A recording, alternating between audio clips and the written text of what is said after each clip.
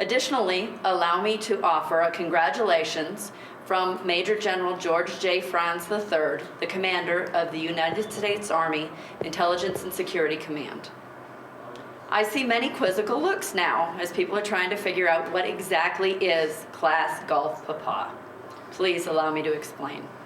Golf Papa, the guinea pig class. Fortunately for you, when you look up guinea pig on the internet, and for those who may remember Eddie Murphy's role in Dr. Dolittle, guinea pigs are neither pork nor from Guinea, and likewise, you are much more than you appear. You are more than the WOILE guinea pigs.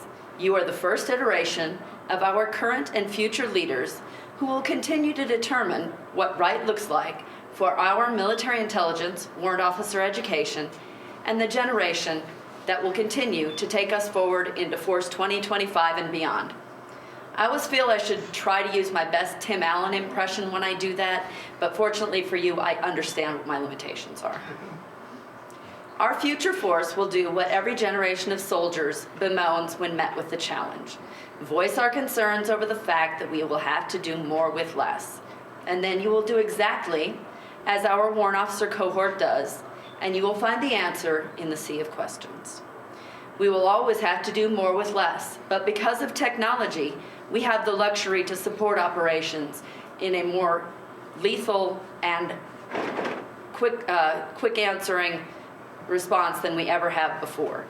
The Army cannot run without thinking and reasoning leaders to see the problems, determine potential solutions. You are part of that solution development team. I truly am honored and humbled to have been invited to stand here today to recognize your dedication to your individual skills and the collective military intelligence and Army skills that are required of us as warrant officers, technicians, and leaders to contribute to the strategic and operational levels of our mission requirements. Once you have identified the next generation, don't leave them by the wayside. Remember that those you have recommended are now part of your reputation and part of your legacy. A warrant officer candidate select is your responsibility to mentor and prepare for candidate school and the basic course. We do not have to hold their hands, but once you've signed your name on that line, they will forever be tied to your future and theirs within the warrant officer cohort. Be the honest broker the first time they ask you the question about accessions. Last summer, I had the opportunity to attend an Army Senior Leader Symposium at West Point. One of the things that struck me there and continues to resonate today was the subject of Army as a profession of arms. It seems obvious that of course we are, but this is not a given. We are not simply a profession because we say we are. We are a profession. Again, let that sink in. We are not simply a profession because we say we are. We are a profession because we are recognized as such.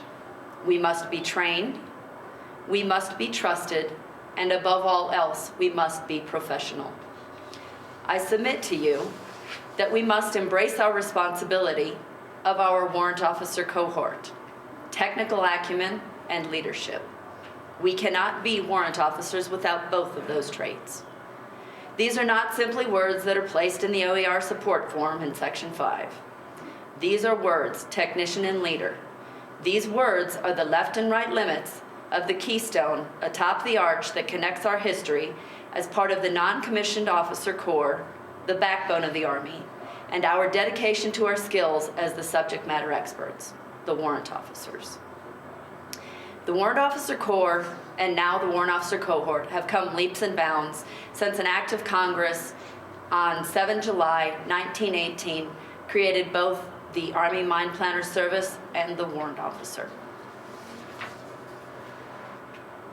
The one thing that has not changed over the years and has become more relevant is that the foundation of readiness is training, the training you've received today. Your training over these past 5 weeks is one that I truly envy. We, the graybeards, and I try to keep my 5 o'clock shadow to about 15:30, recognize that we needed more for our warrant officer cohort. We needed more for our MI Corps, and we needed more for ourselves. We had been promised a better education when the Warrant Officer Corps became the cohort of the Officer Corps. We asked for it because we believed we needed it. And now you have gotten it. You're welcome. The opportunity to learn for the first time from a seasoned group, I'll use that term lightly so Marcy doesn't beat me up later, of military intelligence professionals who embraced a huge task to build it, and they will come, and to learn from each other in this class, not just through the School of Hard Knocks. I charge you with embracing the bowl of acronym soup that is force management and how the Army runs inside the big green Army machine. As you move back to your formations, take what you have learned and lead the force. Your leaders, your soldiers, and our wolf pack. In closing, I would like to remind you that when you left the Warrant Officer Corps, you brought with you the backbone and the leadership.